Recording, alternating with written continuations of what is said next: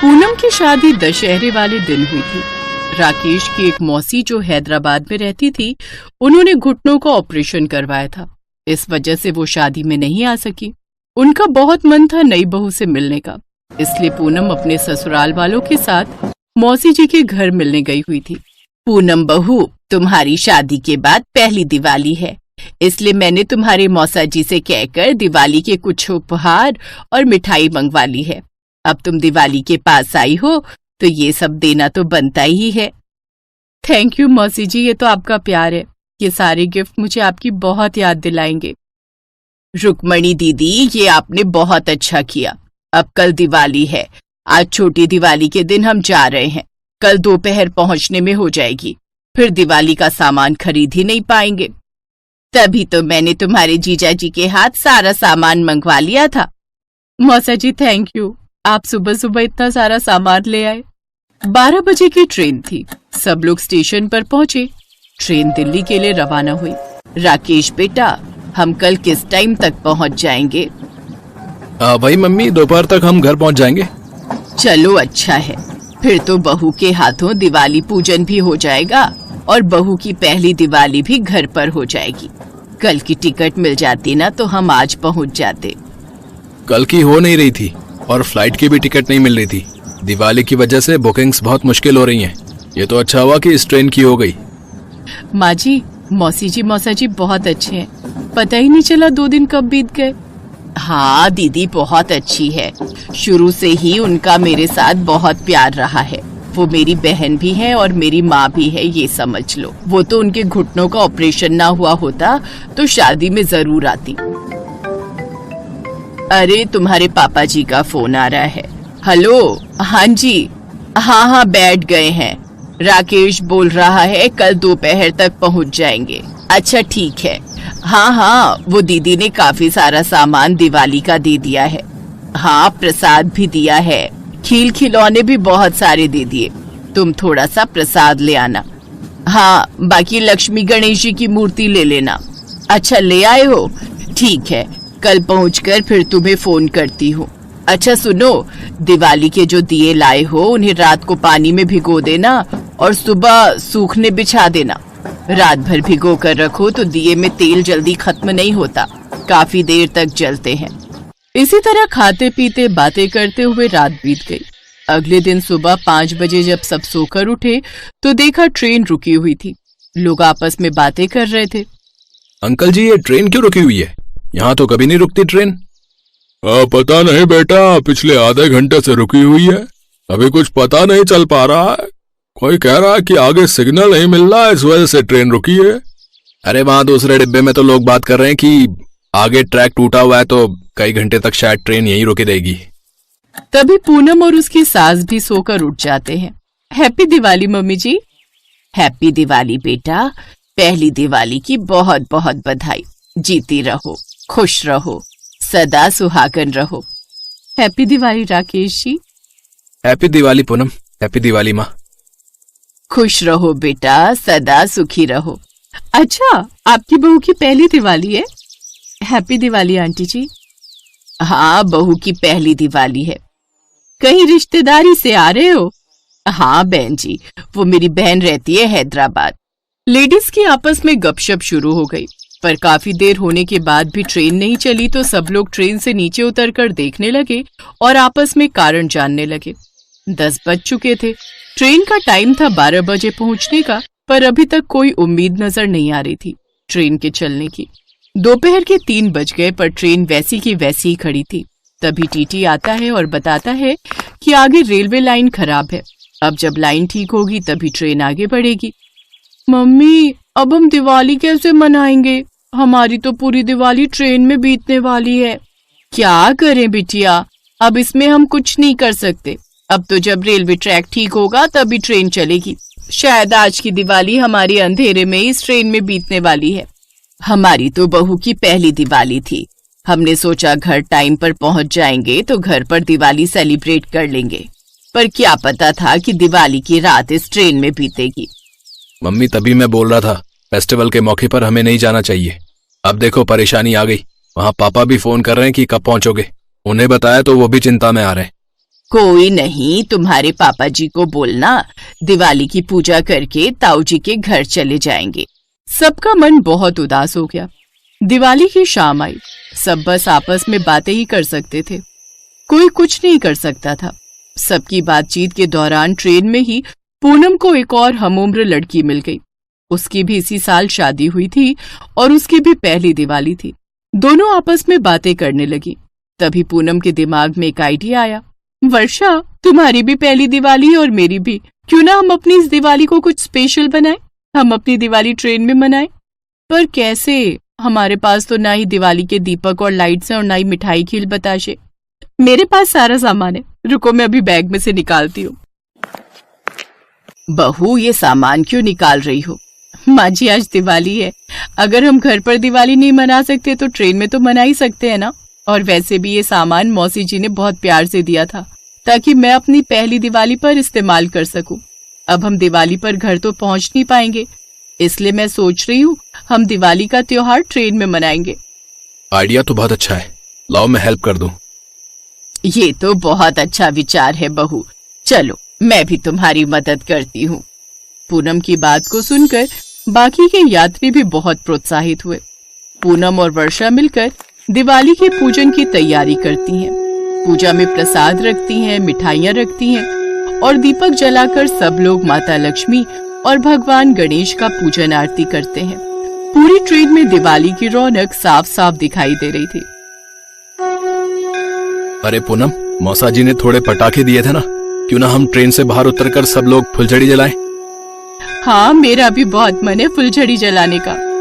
भैया, मेरे पास दिवाली की ना थोड़ी आतिशबाजी है, हम सब मिलकर ना दिवाली की आतिशबाजी छोड़ते हैं। चलो सब लोग ट्रेन से बाहर चलते हैं। सब लोग ट्रेन से उतरकर आतिशबाजी छोड़ने लगते हैं। फुलझड़ी, अनार वगैरह जो भी थोड़ा बहुत सामान जिसके पास था, सबने खूब मजे किए। उस दिन दिवाली का त्योहार एक भाईचारे का प्रतीक भी बना। दिवाली के त्योहार को सब एक साथ भाईचारे के साथ मना रहे थे। उस दिन पूनम की सबने बहुत तारीफ की।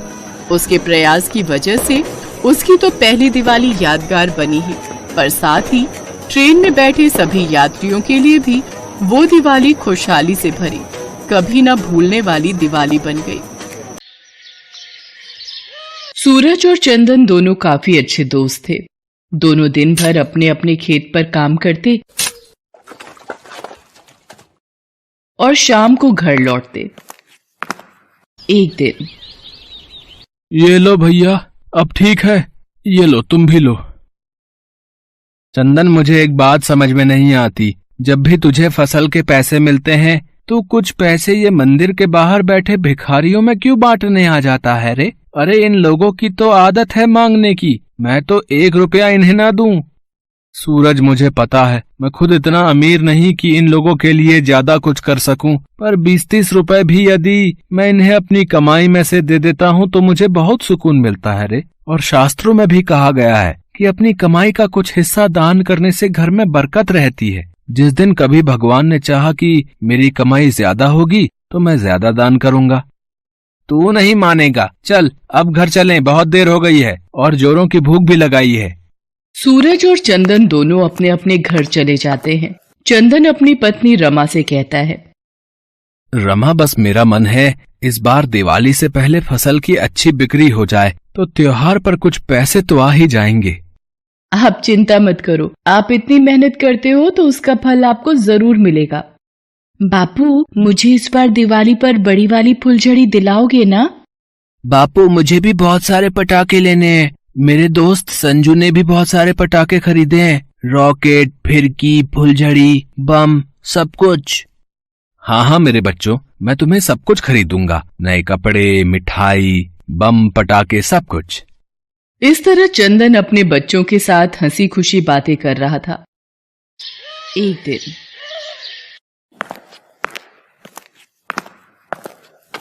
क्या हुआ चंदन, तू इतना मुंह लटकाए क्यों आ रहा है? पता नहीं सूरज, इस बार जो फसल उगाई थी उसके दाम बहुत गिर गए हैं रे। कैसे होगा सब कुछ इस बार? अगर सारी फसल बर्बाद हो जाएगी तो? मैं तुझसे कह रहा था कि तू वो फसल मत उगा, वो नहीं बिकेगी, पर तूने मेरी नहीं मानी। अब देख मेरी कितनी अच्छी बिक्री होगी। 4 दिन बाद दिवाली है, मेरी तो दिवाली आराम से बीतेगी। बेटा, मेरे घर में खाने को कुछ भी नहीं है। मेरा बेटा बीमार है, कुछ मदद कर दो ताकि अपने बेटे के लिए कुछ खाने का खरीद कर ले जा सकूं।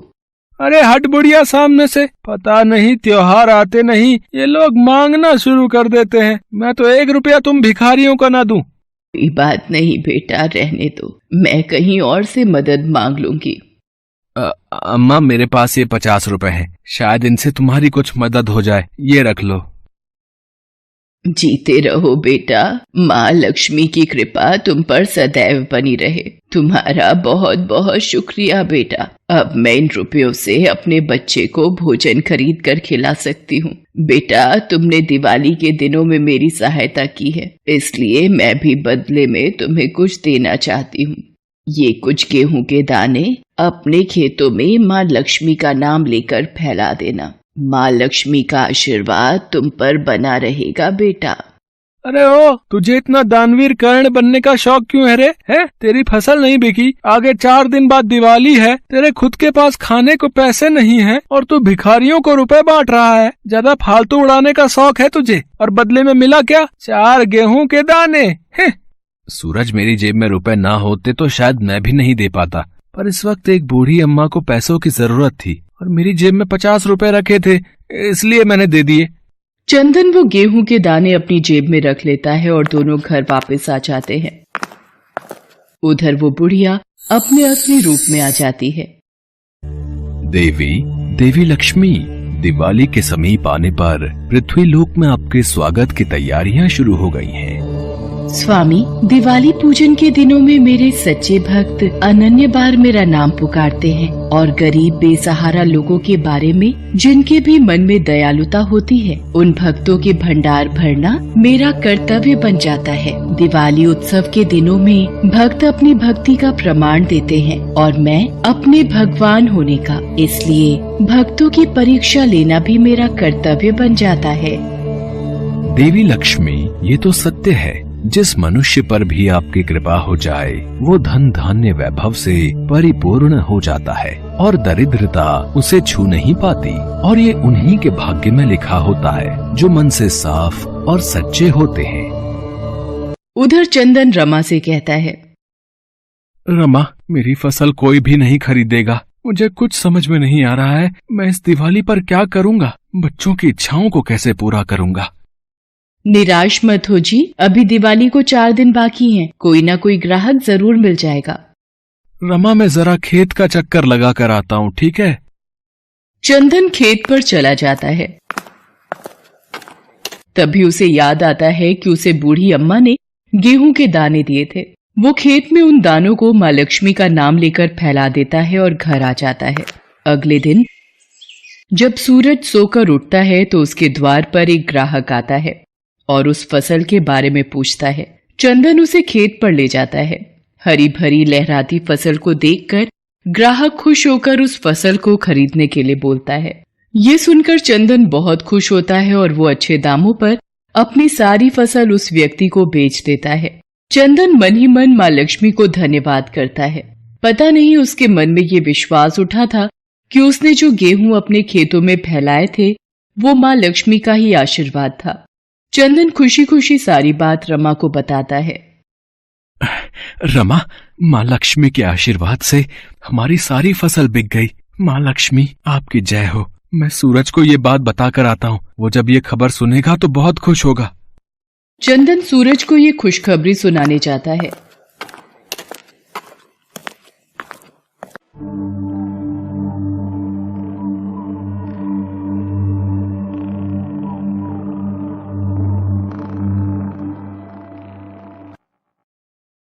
अरे सूरज, क्या हुआ? उदास क्यों बैठा है? चंदन, मैंने अपनी जिस फसल का सौदा किया था उसमें कीड़ा लग गया रे। इस कारण ग्राहक ने वो फसल वापस कर दी। मेरा हजारों का नुकसान हो गया। समझ में नहीं आ रहा ये कीड़ा कैसे लग गया। कोई बात नहीं सूरज, तू इतनी चिंता मत कर, मैं तेरे साथ हूँ। तुझे कोई भी परेशानी हो या रुपयों की जरूरत हो तो मुझे बता देना, और दिवाली का त्योहार हम दोनों परिवार एक साथ मनाएंगे। तू परेशान मत हो। चंदन सूरज को बताता है कि उसकी सारी फसल अच्छे दामों में बिक गई है। ये सुनकर सूरज हैरान रह जाता है। उसे शायद अपनी भूल का एहसास होता है और वो चंदन से कहता है, मैंने हमेशा रुपयों को बचाकर रखने का सोचा रे, कभी भी किसी को दान पुण्य नहीं किया। और तुमने हमेशा खुद गरीब होते हुए भी मजबूर लोगों की मदद की। तुम सच में दयालु हो चंदन। हर व्यक्ति को तुमसे सीख लेनी चाहिए। अब से मैं भी दूसरों की मदद करूंगा। मुझे एहसास हो गया है, जो दूसरों की सहायता करते हैं, भगवान उनकी सहायता करने स्वयं धरती पर आते हैं। उस दिन के बाद सूरज भी मजबूर और बेसहारा लोगों की मदद करने लगा। वो भी चंदन के साथ जितना हो सके उतना दान किया करता था। सही कहा है, दान भले ही 1 रुपए का क्यों ना हो, वो दान कहलाता है। इसलिए कभी भी ये ना सोचें कि आपने बहुत बड़ा दान करना है। जितना आपके बस में है उतना जरूर कीजिए। किसी को 1 प्याला चाय का भी यदि आप पिलाते हैं तो वो कहीं न कहीं आपके अच्छे कर्मों में जुड़ जाता है। और फिर चंदन और सूरज एक साथ मिलकर दिवाली मनाते हैं। माँ लक्ष्मी और भगवान गणेश की पूजा करते हैं और बच्चे मिलकर ढेर सारे पटाखे और फुलझड़ियां जलाते हैं और एक दूसरे के गले मिलकर मिठाई खिलाते हैं। उस दिन से माँ लक्ष्मी की कृपा से दोनों परिवार खुशी खुशी अपना जीवन व्यतीत करते हैं और एक गरीब की दिवाली खुशियों में बदल जाती है। इस वीडियो को लाइक करें, हमारे चैनल को सब्सक्राइब करें, बेल आइकन जरूर प्रेस करें हमारी न्यू वीडियो सबसे पहले देखने के लिए।